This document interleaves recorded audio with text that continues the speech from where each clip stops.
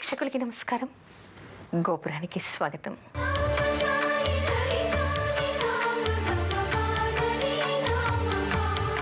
మనం ఉభయ సంధ్యలలో పూజించే సంధ్య చరిత్ర ఏమిటి? మనకందరికీ తెలుసు. సాయం సంధ్య అని, తర్వాత ప్రాతఃసంధ్య అని మనం అనుకుంటూ ఉంటాం. సంధ్యావందనం అని మనం అనుకుంటూ ఉంటాం. సంధ్య అంటేనే ప్రాతఃసంధ్య అని, సాయం సంధ్య అని, మాధ్యాహ్నిక సంధ్య అని మనం అంటూ ఉంటాం. మామూలుగా చెప్పేటువంటి అర్థం ఏమిటంటే పగలుకు రాత్రికి మధ్యలో ఉండేటువంటి సమయాన్ని సంధ్యగా మనం పిలుస్తూ ఉంటాం. ప్రాతఃసంధ్య అంటే చీకటిపోయి వెలుతురు వస్తూ ఉంటుంది. మాధ్యాహ్నిక సంధ్య అంటే మధ్యాహ్నం పూట, అంటే పగలులో 2 భాగాలుగా విభజించబడుతుంది. సాయం సంధ్య అంటే పగలైపోయి రాత్రిపూట ప్రారంభం అవుతుంది అనేటువంటి సంధ్యకాలాన్ని మనం సంధ్యగా చెప్పుకుంటూ ఉంటాం. అంటే సంధ్య అనే పేరు దానికి ఎందుకు వచ్చింది, ఆ సంధ్య చరిత్ర ఏమిటి, ఎందుకు ఆవిడ సంధ్యగా మారింది అనేటువంటి విషయాలు మనం తెలుసుకోవాలి. పూర్వం సృష్టి ఆరంభంలో ఒకసారి బ్రహ్మ ఏ విధంగా సృష్టి చేయాలి అని ఆలోచిస్తూ ఉన్నట్ట. ఆయన ఆలోచిస్తూ ఉన్నటువంటి సమయంలో ఆయన మనస్సు నుంచి ఒక సుందరమైనటువంటి స్త్రీ ఉద్భవించిందిట. అత్యంత సౌందర్యవతిగా ఆవిడ ఉందిట. ఆ తర్వాత వెనువెంటనే ఆయన విస్మయం పొంది ఆవిడ వైపు చూస్తున్నట్ట, తన మానస పుత్రికని. ఈ లోపల ఆయన మనసు నుంచి ఒక దివ్య పురుషుడు ఉద్భవించట. అతను కూడా చాలా అందంగా ఉన్నాడు, తేజరిల్లుతూ ఉన్నాడు. ఇదివరకు ఎప్పుడు కూడా బ్రహ్మ అలాంటి పురుషుణ్ణి సృష్టించి ఉండలేదు. అతను అడిగేట, ఓ తండ్రి, నన్ను సృష్టించావు, నేను ఏ కార్యకలాపాలు చెయ్యాలి అన్నట్ట. నువ్వు సర్వజనులని కూడా మోహపాశంతో కట్టివేయాలి, కామంతో కట్టివేయాలి. అలాంటి శక్తిని నీకు ఇస్తున్నాను ఇక్కడి నుంచి. అంటే అందరి మనస్సులని కూడా రంజింపచేస్తూ అందరికీ కూడా మోహాన్ని పెంపొందించేటువంటి నువ్వు మన్మథుడు అనేటువంటి పేరుతో విరాజిల్లుతావు.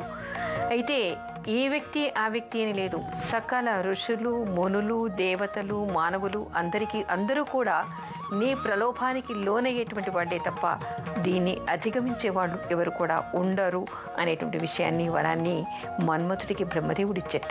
ఆ తర్వాత తనకున్న శక్తిని తాను పరీక్షించుకోవాలి అనుకున్నట్ట మన్మథుడు. ఏముంది, అక్కడ ఉన్నటువంటి వాళ్ళందరినీ కూడా తన మోహపాశంతో కట్టివేసేట. అక్కడ ఉన్నది ఎవరు? తనకంటే ముందు ఉద్భవించినటువంటి స్త్రీ, సౌందర్య రాశి అయినటువంటి స్త్రీ అక్కడ ఉంది.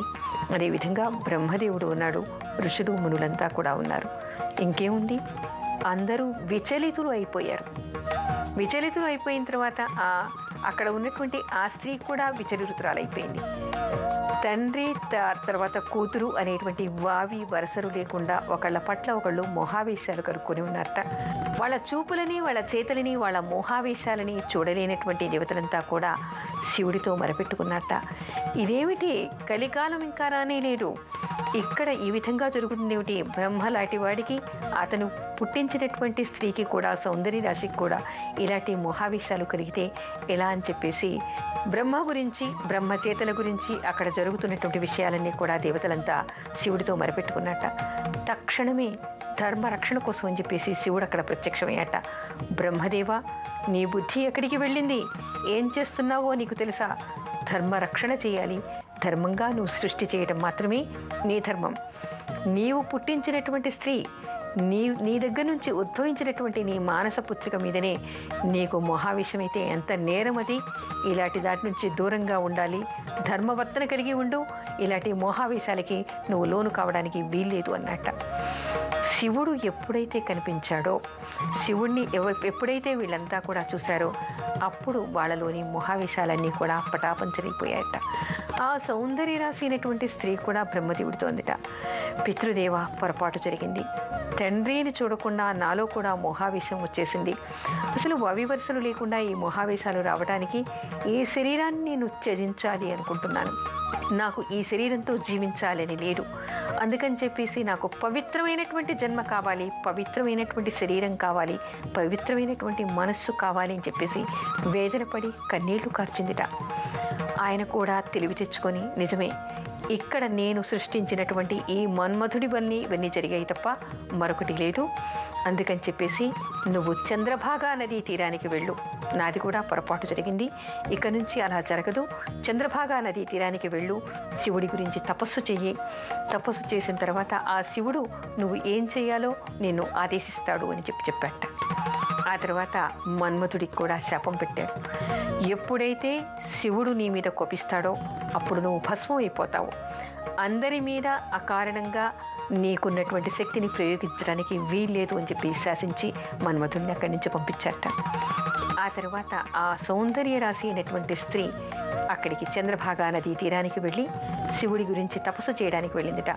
అయితే బ్రహ్మ అనుకున్నట్ట, నేను ఇక్కడ ఈవిడికి తపస్సు చేయమని చెప్పాను కానీ ఏ మంత్రం చేయాలో ఉపదేశించలేదు అనుకుని వశిష్ఠుడిని తెలుసుకున్నట్ట. వశిష్ఠుడు అక్కడికి వచ్చాడు. వచ్చిన తర్వాత ఇప్పుడే నా మానస పుత్రిక చంద్రభాగా నదీ తీరానికి వెళ్ళింది, శివుడి గురించి తపస్సు చేయడానికి వెళ్ళింది. నువ్వు ఆవిడ దగ్గరికి వెళ్ళి శివుడి మంత్రాన్ని ఉపదేశించిరా అని చెప్పేసి ఆదేశించట. బ్రహ్మ ఆదేశిస్తే మరి వశిష్ఠుడు ఊరుకుంటాడా? వెళ్ళిపోయాడు. వెళ్ళిపోయి అక్కడికి వెళ్ళి ఆ సౌందర్య రాశి అయినటువంటి స్త్రీకి ఆయన శివపంచాక్షరి మంత్రాన్ని ఉపదేశించట.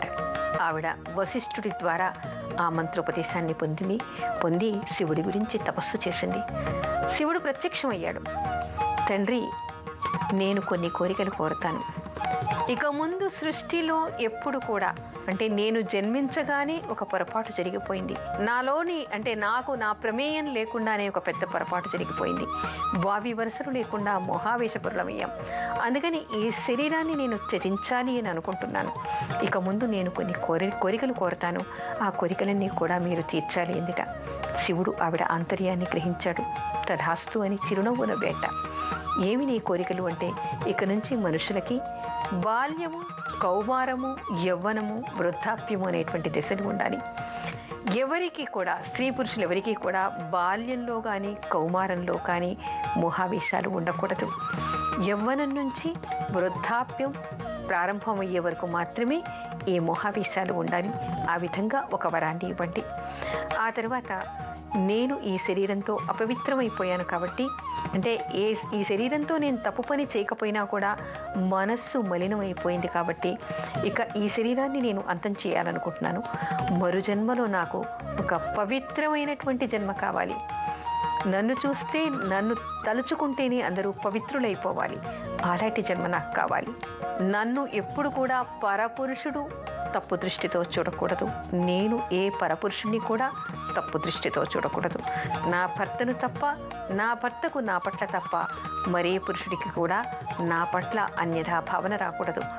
ఎవరికైనా పొరపాటున అలాంటి భావన వస్తే వాళ్ళు వెంటనే నపుంసకులైపోవాలి. అంటే పురుషత్వాన్ని వాళ్ళు కోల్పోవాలి. అలాంటి వరాన్ని నాకు ప్రసాదించమందిట. తథాస్తు అన్నాడు శివుడు. ఇక్కడ జరగబోయేటువంటి యజ్ఞానికి వెళ్ళి అక్కడ నువ్వు సూక్ష్మరూపాన్ని ధరించి ఆ యజ్ఞంలో నువ్వు నీ శరీరాన్ని ఆహుతి చేసుకున్న తర్వాత దాని నుంచి వచ్చినటువంటి సూక్ష్మదేహాన్ని, అంటే ప్రతి వ్యక్తికి కూడా మరణానంతరం సూక్ష్మదేహం బయటకు వస్తుంది. అదేవిధంగా నీ శరీరం నుంచి సూక్ష్మదేహం అంటే అగ్నిలో ఆహుతి అయినటువంటి పవిత్రమైనటువంటి దేహం పైకి వస్తుంది. ఆ సూక్ష్మదేహాన్ని రెండుగా విభజిస్తాను. అప్పుడు సూర్యభగవానుడు దాన్ని స్వీకరించి తన రథానికి రెండు వైపులుగా కూడా పెట్టుకుంటాడు. ఒకటి ప్రాతఃసంధ్య, రెండవది సాయం సంధ్యగా ఎప్పుడూ ఆయనతో ఉంటుంది. ఎవరు ఆ సంధ్యావేళలా సూర్యభగవాను నమస్కరించినా కూడా వాళ్ళంతా కూడా పునీతులవుతారు. వాళ్ళందరికీ కూడా తాత్వికత ఏర్పడుతుంది, వాళ్ళకి బ్రహ్మజ్ఞానం ఏర్పడుతుంది అనేటువంటి వరాన్ని శివుడు ఆవిడికి ఇచ్చారట. ఆ విధంగా ప్రాతఃసంధ్య, సాయం సంధ్య ఏర్పడింది అనేటువంటి విషయాన్ని చెప్తారు.